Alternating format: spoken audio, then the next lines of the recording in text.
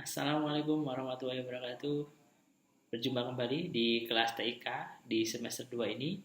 Pada semester 2 ini kita akan mempelajari tentang Microsoft Word. Merupakan software yang mungkin sudah familiar dengan kita, yang kita sudah familiar dengan software ini dan kita sering menggunakan, tapi tetap kita akan mempelajari karena ada beberapa hal yang mungkin kita bisa memanfaatkan fitur yang ada di dalamnya untuk mempermudah kita dalam membuat sebuah tulisan. Materinya bagaimana? Kita ikuti video berikut ini.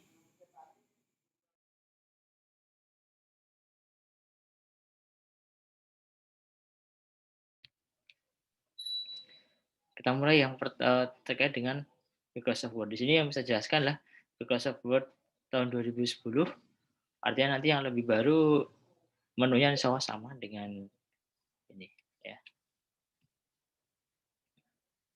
Ini yang kita pelajari. Nah, jadi pertama Microsoft Word adalah software ya, software pengolah kata yang dia merupakan bagian dari Microsoft Office. Nah, di sini ada banyak banget produk dari Microsoft Office. Selain Word ada Excel, PowerPoint, ya, dan masih banyak yang lain. Ada publisher, dia dibuat oleh Microsoft Corporation. Jadi Microsoft Word ini biasanya memang dia kompatibel dengan operasi sistem miliknya Windows, ya bisa. Tapi juga di perangkat yang lain seperti perangkat sistem yang lain ada Linux, ada miliknya Apple, itu juga sudah bisa menggunakan Microsoft Word ya. Jadi untuk Microsoft Word paling banyak digunakan oleh masyarakat pengguna komputer. Nah, itu karena manfaatnya cukup banyak dalam hal untuk pembuatan tulisan.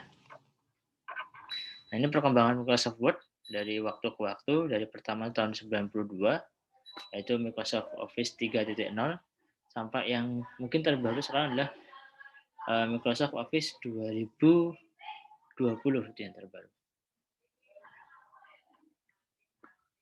Nah, untuk memulainya kalian bisa mencari di menu apa ini? Menu di Start, kemudian ada All Program, dan cari Microsoft Office. Ini kalau di Windows ataupun di Linux. Kalau misalkan di Apple, ya silakan bisa kalian langsung cari di menu All Program yang ada di Apple kalian. Nah, ini terkait dengan tampilan awal ya, tampilan awal pada Microsoft Office ya. Di sini yang pertama yang paling atas ada Quick Access Toolbar. Yang paling atas di sini bisa memang cuma sedikit, hanya ada 4 sampai 6 toolbar di sana. Yang mana toolbar itu ditampilkan yang sesering yang toolbar yang sering sering digunakan bisa ditampilkan di sana. Kemudian di bawahnya ada menu ribbon, di sini menu utama, yang mana di menu ribbonnya ada beberapa tab. Ada file, ada home, insert, layout, references, mailings, review, ada view, ada developer, ada my tab. Ada banyak sekali tab di sana. Nah, di masing-masing tab punya beberapa toolbar. Ya. Jadi contoh ini di tab menu, di tab home, di sini ada banyak toolbar dan di masing-masing toolbar ini juga ada pengelompokan. Contoh misalkan di tengah di sini. Ini ada paragraf, maka satu kotak ini grup paragraf. Nah, ini yang berkaitan dengan setting paragraf dari tulisan yang kita buat. Kemudian yang tengah adalah dokumen atau area kerja. Dan yang kiri dan kanan ini biasanya memang sering dihilangkan ya. Sering dihilangkan oleh pengguna. Ya, di sini kiri biasanya ada navigation pane, kemudian ada panel juga yang di sebelah kanan. Dan yang bawah ini ada status bar ya.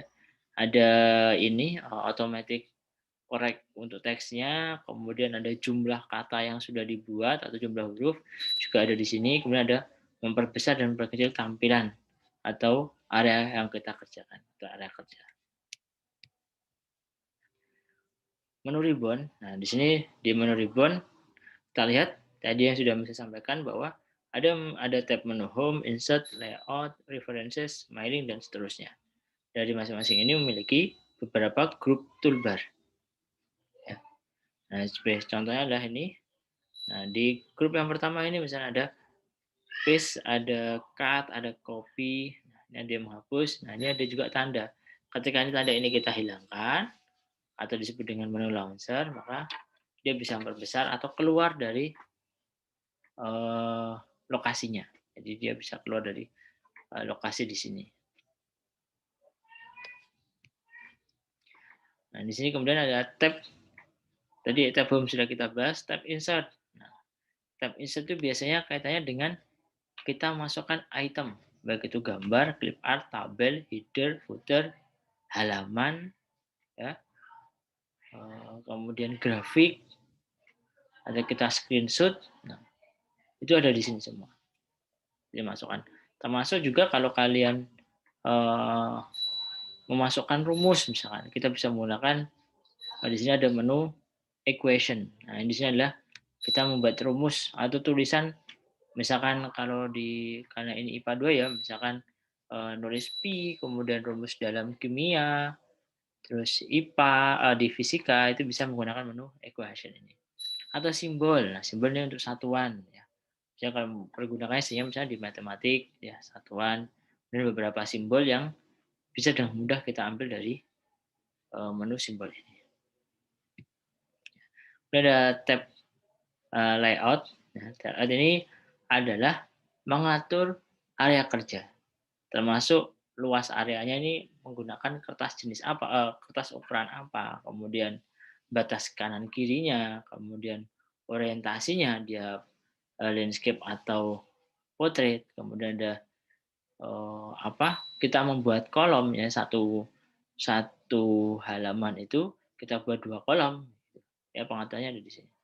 Kemudian ada tab preference. Tab ini memiliki perintah-perintah untuk digunakan saat membuat daftar isi dan halaman kutipan untuk kertas. Nah, ini menjadikan banyak solusi sederhana untuk menghasilkan dokumen. Ini. Di daftar isi kita bisa memanfaatkan tab preference. Ini ada mailings. Mailings ini untuk ini memasukkan, misalkan gini, kita buat undangan yang mana setiap nama orang itu berbeda-beda, tanpa harus kita mengcopy kemudian paste nama orang satu persatu. Cukup dengan membuat mailings. Jadi daftarnya ada di Excel, kemudian kita masukkan, nanti otomatis namanya akan berganti satu persatu. Ada tab review. Ya. Tab ini memungkinkan membuat perubahan ke dokumen karena masa ejaan. Jadi kaitannya dengan teks yang kita petikkan, nah ini akan dibuat masa ejaannya akan ada koreksinya. Ya, itu. Dan tab view, kalau tadi review, ini view memungkinkan kita untuk mengubah tampilan dokumen, ya, misalnya ke satu halaman atau 2 halaman, atau mungkin dalam bentuk tampilan yang lain, bisa draft atau web layout. Kemudian untuk file dari Microsoft Word itu bentuknya ketika kita menyimpan namanya, maka di akhir nanti akan ada tambahan. Nah, di sini yaitu ada tambahannya, bintang di sini adalah kita umpamakan adalah nama filenya, pasti belakangnya nanti ada .docx ya. Nah, contohnya ini di sebelah kanan. Maka tadi 01 .docx ini otomatis. .docx ini otomatis ketika kita membuat simpanannya dalam bentuk Microsoft Word. Kemudian Microsoft Excel itu .xlsx, dan untuk yang audio bisa .mp3. Ini beberapa jenis menyimpan pada Microsoft Word. Yang pertama ada dokumen, ya, dia docx, kemudian yang macro enable dokumen docm, kemudian template docx, kemudian yang macro enable template doctm. Ketika kita menyimpan pada Microsoft yang terbaru menggunakan dia docx, maka dia hanya bisa dibuka itu sampai pada Microsoft Office tahun 2010. Bagaimana dengan 2007 ke bawah? Maka ketika nanti kita buka file dengan nama belakangnya ada docx, maka yang terjadi adalah akan ada perubahan susunan kata. Kadang ada semuanya menyambung jadi satu paragraf itu tidak ada spasinya, seperti itu. Itu ketika kita buka Microsoft tahun 2010 ke sini, ya yang terbaru, itu dibuka pada Microsoft Office tahun 2000 sebelum 2010. Yang terjadi adalah akan ada perubahan susunan kata, jadi tidak ada spasi. Nah, itu. Terus bagaimana caranya kita menyimpan? Ketika kita simpan Microsoft Office yang kita buat yang Word ya di tahun mungkin laptop kita adalah 2000 Office-nya adalah 2000 misalkan 2020, maka kita simpan nanti yang DOC saja tanpa ada huruf keempat. Jadi DOC, cari yang DOC. Supaya apa? Supaya dia bisa dibuka di Microsoft Office tahun berapapun. Ya, tahun berapapun. Kenapa di sini ada penambahan huruf X? Yaitu huruf X itu adalah ekstensi file Microsoft Office versi 2018 dia agar bisa dibuka dalam web. Nah, menggunakan format file yang disebut dengan OpenXML, itu bahasa standar web. Jadi bisa dibuka di website. Makanya di Microsoft Office sekarang kalau misalnya kita upload di Drive, dia akan mudah terbaca oleh Google Doc. Ya, sudah bisa dibuka secara online menggunakan Google Doc. Yang mana nanti ketika kita buka online, maka bisa kita akses bersama-sama dalam waktu yang bersamaan. Nah, di sini ada bagian menu dari tampilan awal, ya, ada kursor, toolbar, ada vertical scroll, ada batas pengetikan, ada horizontal scroll, ada horizontal dan vertical ruler, ya. Nah, di sini akan ada batasnya. Sekarang kita langsung praktek saja. Ya. Langsung praktek, misalkan buka sebuah halaman baru dari Microsoft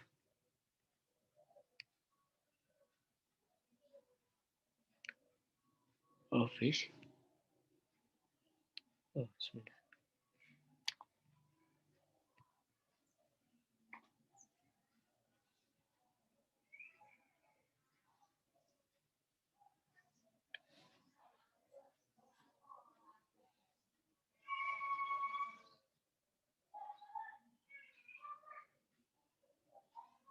Nah,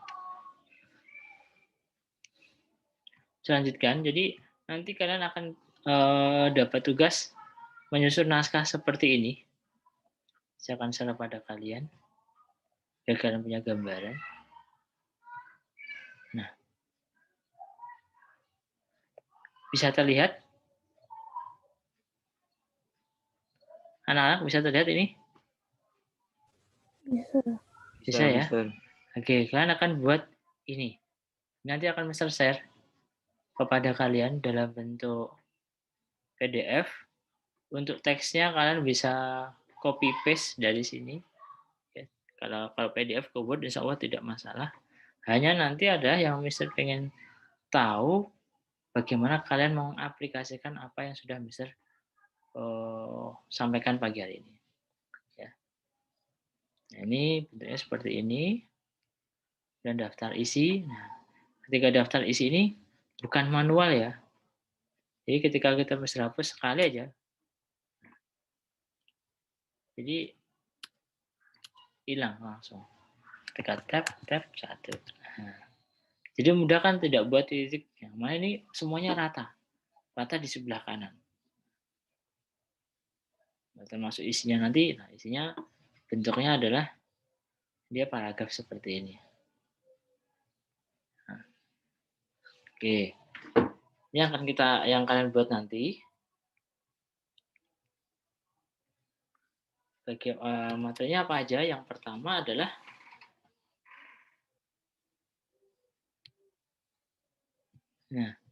jadi ketika kita membuka pertama kali Microsoft Word, yang kita lakukan adalah kita atur untuk layoutnya dulu. Nah, layout. Nah, di sini ada beberapa hal. Yang pertama adalah di sini toolbarnya ini ada size, berarti adalah ukuran kertas. Ya, misal kita kan sudah tahu semua. Nah, nanti di sini misalkan kita buat kertasnya adalah ada 4, ada legal, ada letter. Letter di sini adalah quarto, ini 4. Ada perbedaan memang antara 4 dan letter ya. Kalau letter sedikit lebih lebar, tapi dia lebih uh, untuk lebarnya lebih lebar 4, tapi panjangnya lebih panjang letternya dibandingkan 4-nya. Dan ini letter, kalau dari sini orientasinya mau landscape atau portrait. Nah ini bentuknya kalau diperkecil, portrait berarti yang berdiri ya. Dan bahasa sederhananya berdiri, kemudian ini kolom, kalau misalkan dalam satu ini kita mau buat berapa kolom, misalnya 3 kolom, maka nanti akan ada 3 lapisan kolom. Nah, misalnya kita membuat seperti bentuk ini yang tulisannya ada di koran itu terdiri beberapa kolom dalam satu halaman seperti itu. Dan kita atur marginnya, ambil yang custom margins. Nah, di margin ini adalah mengatur batas kanan dan kiri. Misalkan kita atur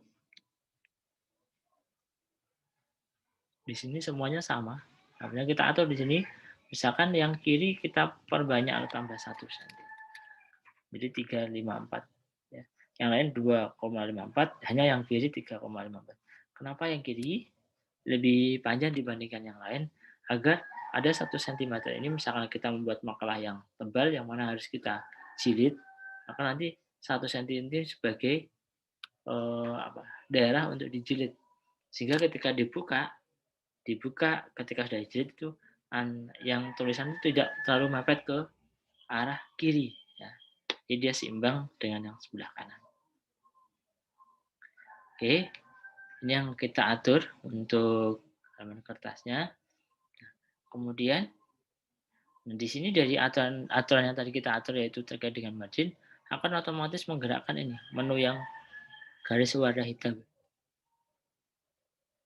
Nah, ini hitam ini adalah batas kertasnya, top margin. Ini berarti left or right margin. Dan di sini ada left margin. Di sini bawah ini ada bottom margin. Nah, ini adalah margin yang tadi kita atur. Kalau tadi ngaturnya adalah secara angka. Kalau misalnya kita menggerakkan ini juga bisa langsung diatur. Dan gini kita atur segini. Nah, dia lebih panjang. Tapi kita nggak tahu ini panjangnya berapa. Jadi kalau mau lebih teliti ya menggunakan tadi yang ada di menu custom margin. Kemudian di panel ini atas ini ada panel ya. Ada 2 panel ini yang ketika ditarik bisa kalau kita tarik balok yang bawah ini maka dua-duanya akan gerak. Ketika kita pengen menggerakkan salah satu ya gerakan yang segitiganya. Atau yang bawah juga bisa tapi segitiganya. Nah, kita akan gerak. Yang kanan juga ada.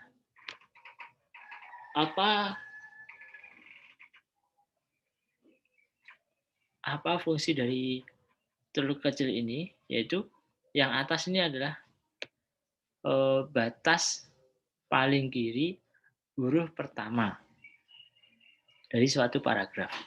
Misalnya ini D. Nah, huruf pertama D, maka batas kirinya di situ. Sedangkan yang bawah adalah batas kiri dari baris kedua dan seterusnya dari satu paragraf. Ketika kita ini gerakan, dia tidak kepengaruh karena dia ini dimulai dari baris kedua. Kalau yang segitiga atas baris pertama. Jadi yang bawah ini baris kedua dan seterusnya. Ya, kemudian yang kanan di sini ada batas paling kanan. Seperti itu. Misalnya kita ingin membuat sebuah paragraf yang baris pertamanya sedikit menjorok ke dalam. Tinggal kita geser saja. Nah, seperti ini. Maka nanti ketika kita buat tulisan ya, misalkan copy sebuah tulisan misalkan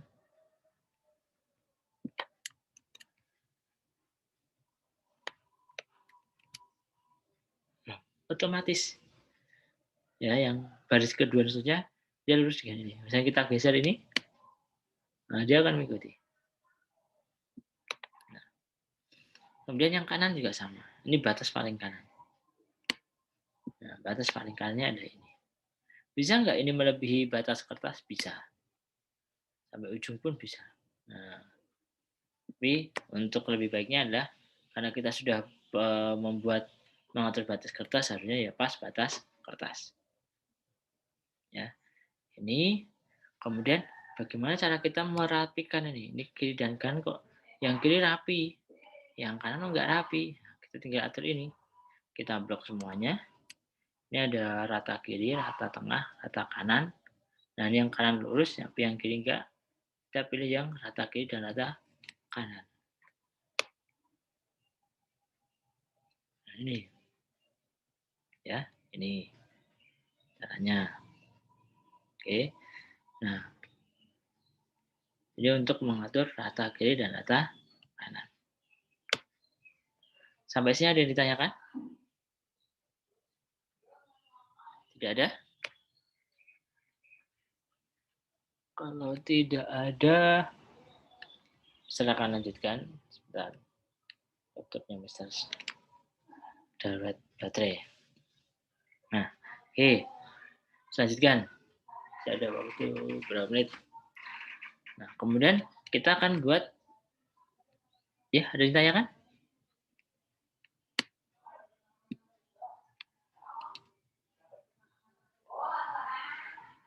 Tidak ada? Tidak ada, Mister. Oke, tidak ada. Oke, baik. Nah, bisa lanjutkan. Kemudian, bagaimana kita mengatur rata kiri, rata kanan? Nah, tadi ini ya, yang ini ya. Misalnya, kita membuat judul berarti pakai rata tengah. Ya. Kita sekarang masuk ke daftar isi tadi. Dan daftar isi. Kita buat rata kiri, rata kanan. Halaman judul.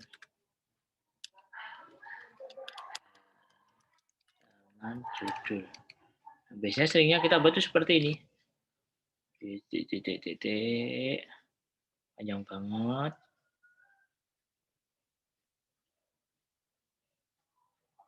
Ya. Dan spasi.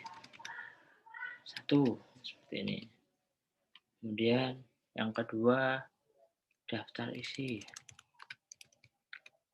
Titik.